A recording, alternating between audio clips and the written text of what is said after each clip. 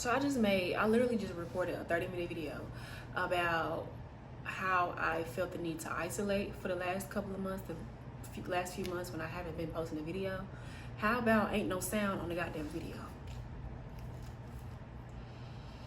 Do I need to retreat again? Because I will.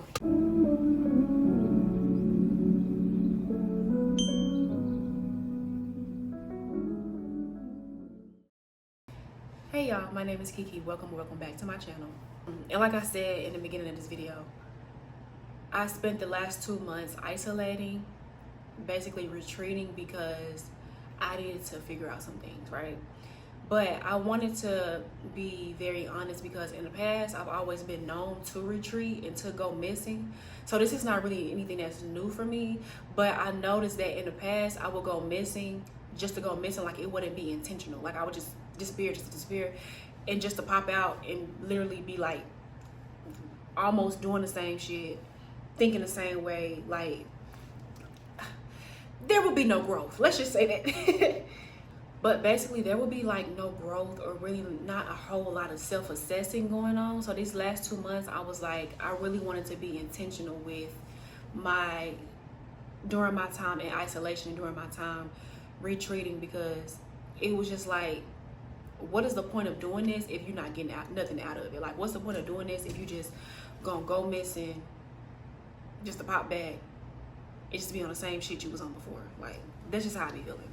What I wanted to first start off with saying is, as a person, one thing I've noticed, not just in myself, but in a lot of other people, is when people are very, very sensitive to things, especially like other people's emotions, energies, the things going on in the world, when they're just very sensitive to things, people like that tend to need to isolate a bit more than other people. And not everybody is sensitive like that. And I've always thought that people were, but because I'm a very sensitive person, but not everybody is very sensitive. Not everybody needs to like go missing to get their mind right. Some people can be up and at them 24/7, like nothing happened. Not everybody needs to recharge, but I'm a person who needs to.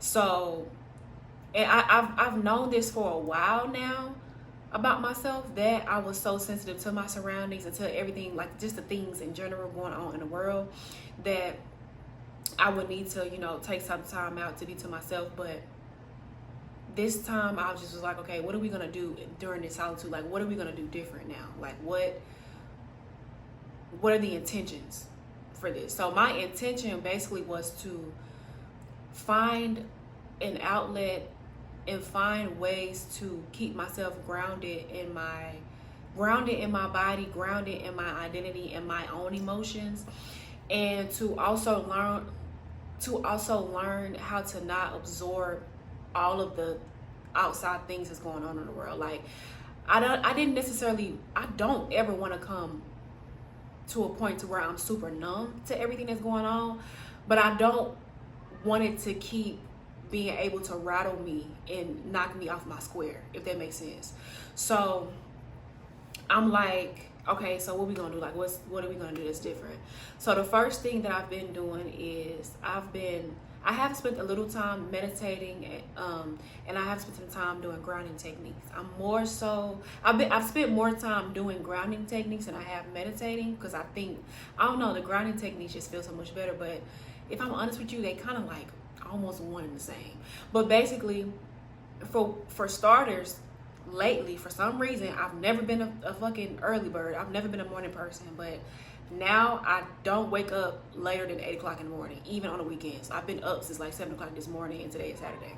So with that being said, sometimes, not every morning, but most times, I spend my time like outside, just trying to picture myself being grounded within the earth. Like, so I would just step outside on my balcony, and I would just plant my feet flat on the ground, and I would just try to take in my surroundings, become aware of like the things I can hear, the things I could see, the things I could smell, the things I could feel, that technique, if you know that technique. But and it really, really helped me to not be so caught up in outside things. Like, it helped me to be able to notice these things, but then to allow them to pass. Also, it helped me to notice like the thoughts that I would have, even if I felt like the thoughts weren't my thoughts, but to also let them pass as well. So I spent a lot of time grounding and a lot of time being in meditation. Another thing that I also spent a lot of time doing, a whole lot of time doing, is writing like crazy. Now, I've always been a person who journaled. I've always journaled, and I've done regular, journaling.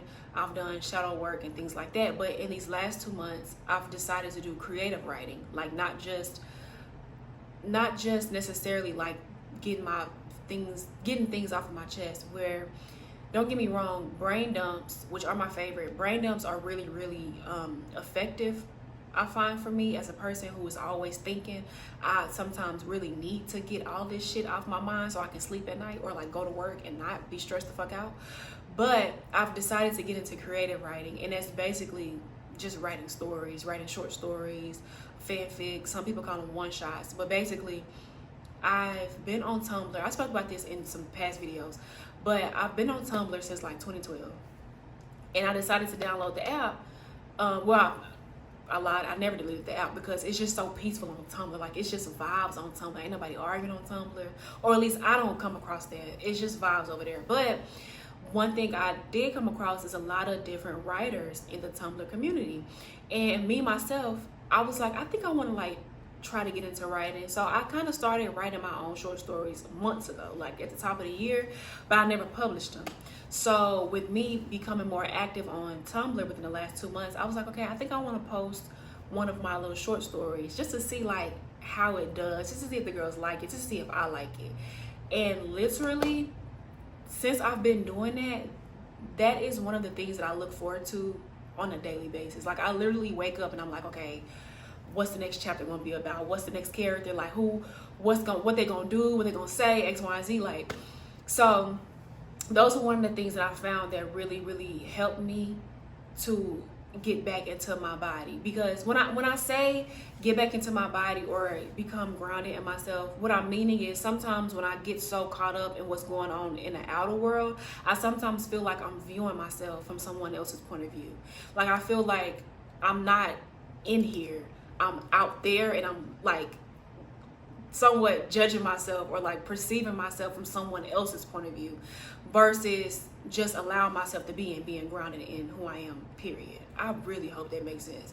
But so what I'm saying is, I found that with creative writing, it allowed me to tap into my creativity, into my very, very active and vivid imagination, and allowed me to express myself. Because if I don't do nothing, I'm going to express myself. And it allowed me to do that, and it allowed me to really be able to come back into my body. Because when it comes to being creative, and just anyway, not just in writing, but in singing and dancing, performing, acting, cooking, being a teacher, being a doctor, like anything that requires some sort of self-expression, that is exactly what being creative is. It's literally just self-expression. So it's a matter of, I'm not needing to take in anybody's opinions or emotions about this thing, because this is just simply me expressing myself in words, like, or through these characters or through these plots and these different stories and things like that. So I found that really really helps me to get back into my body, because I'm not necessarily worried about other people. I'm worried about what feels right for me and what feels natural and what feels more authentic, like most like myself. I said a mouthful. Let's take a sip. So yeah, that was a lot of my realizations and a lot of the things that I did during just a few things that I did during my isolation. I found that it was very, what's the word I'm looking for? I want to say effective, but I just found that it really helped me, because like I said, I've been a person who always isolates. I'm never like, I would pop up and then go missing, and then pop up and then go missing. I do it all the time.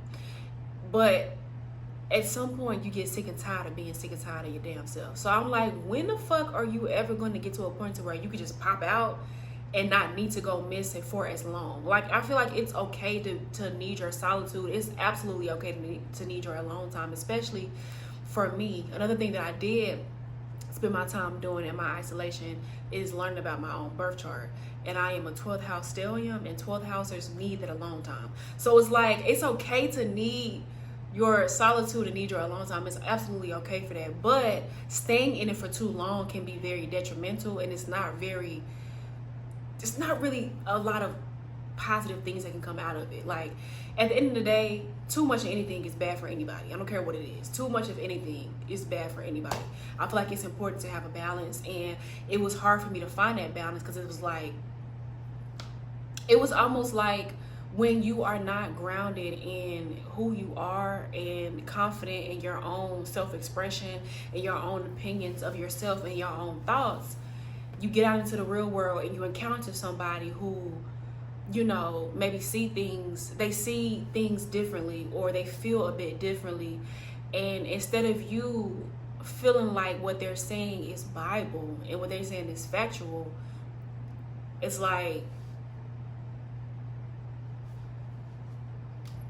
I hate when I do this, y'all, because I literally was like going on it and I just lost it. But basically, I learned that when you're so grounded in who you are, you are able to go out into the real world, interact with people, and not take a lot of things home with you, or take it personally, or take it on as if it is your emotions or as if it is your opinion. And that's what it helped me do. But back to saying how spending too much time in isolation is too much. I mean, it's not good for you. When you spend a lot of time in isolation, when I spent too much time in isolation and then I popped back into the real world, and then I had these certain triggers come up, it was almost like it was hard for me to deal with those triggers, because from my point of view, it felt like, oh my God, like I'm being attacked, or motherfuckers is trying me, or people are after me. But in reality, it's just life. Like, you get triggered, like things happen, like especially when you meet new people and you encounter new situations and you're in new environments. Sometimes something might come up that might remind you of a past situation, or remind you of your childhood, or remind you of something that was traumatic that may have happened to you. But I feel like if you don't spend that time being intentional and grounding yourself and just being very sure of who you are, your reaction every time is just gone be almost over the top and almost just very unnecessary. Also, I find that a lot of people stay in isolation because they're afraid of being triggered. They're afraid of all of their hard work going down the drain, because they've spent their time healing and learning themselves just to get out into the real world, run into somebody who, I don't even know if I want to say triggers, but let's just say mirrors something in them that they don't like about themselves. And then it's like, oh shit, like I knew this was going to happen. I knew I should have left the house. I knew I shouldn't have tried to make friends. I knew I should have just stayed to myself. And it's like, girl, that's life. Like, that's life.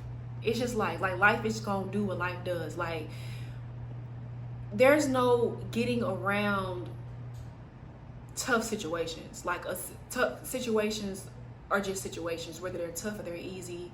Some are more challenging than others, but it's like how you go about it is going to determine you, not the situation itself.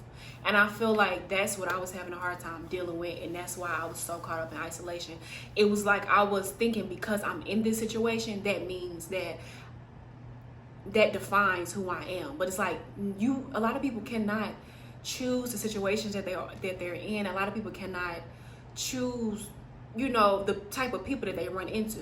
So the situation itself does not define you.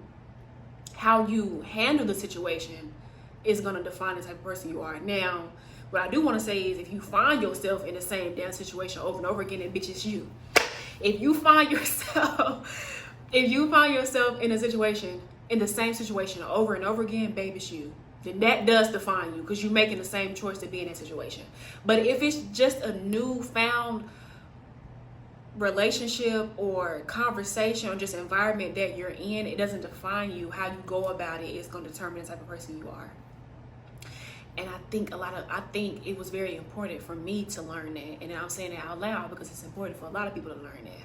It's no amount of being in solitude or being in isolation that's gonna stop you from ever having a triggering moment. It's just gonna happen. Like, I can't sit here and say like, oh, listen, because you've been in isolation for 5 years, you're never gonna run into somebody who ain't gonna press that one button to say that one thing or do that one thing that's gonna send you, like, remind you of who you used to be or where you came from. It's not gonna happen. But I find like when you are intentional in that isolation, you pick up different tools, different ways of expressing, different ways of responding, so that you won't get the same results you did in a similar situation, if that makes sense. You pick up a different way of handling things or going about things. Maybe you pick up a different perspective, or you're able to see it from a different point of view, or maybe your mind has been a bit more open, so you're not gonna always respond the same way you did in the past. Even if some of these people want you to respond that way, it doesn't mean that you have to. And if you don't respond that way, it doesn't mean that you are, whoever they say you are. And that's another topic for another day. I don't want to get into that right now, girl, because I will go off the rails. It's important. It just was very important for me to know who I was, and not become so caught up in trying to define myself based on the outside world. I feel like my inner world needs to be the thing that lets me know who I am, what I want, what I like, my values, my foundation, just the overall core of my being. And that's the thing that I've learned a lot when it comes to being in this isolation. So yeah, I'm not gonna sit here and be like, oh girl, I'm never gonna go missing again. Won't lie to you like that. Listen, not gonna lie to you. Never gonna lie to you, because I love my solitude and I love to go missing. But I find that now that I know exactly what to do whenever I become aware of the fact that I may need to take a step back, I don't think that my desire to be in isolation for as long will be there. Like, I don't think that time will be needed. Maybe instead of needing 2 months of isolation, maybe it'll turn into like 1 month. Or instead of needing 1 month of isolation, it'll turn into 2 weeks. And then eventually 1 week. And then eventually you get to a point to where it's like you can go for a while and then maybe hit a vacation or something like that, where you can really just go completely off grid and get yourself together all together. But I feel like right now it's not the time for me to keep going back and forth into isolation. I just don't feel like that's the time right now. So that's why I wanted to be as completely intentional and mindful in the time that I was spending away from YouTube and away from just content creation and just away from the public in general. So yeah, that's my whole shebang thing. I honestly feel like this video was better than the first one I shot. So I don't know, is that God? Is that God telling me? But yeah, with that being said, I hope this video was helpful. I feel like I said a mouthful. So I hope it was received in the way that in the way that I am intending it to be received, child. But take it however you want to take it, whatever. But with that being said, I will see y'all in the next video. Don't forget to like, comment, and subscribe. Please make sure you leave a comment down below. And I will see y'all in the next video. Bye.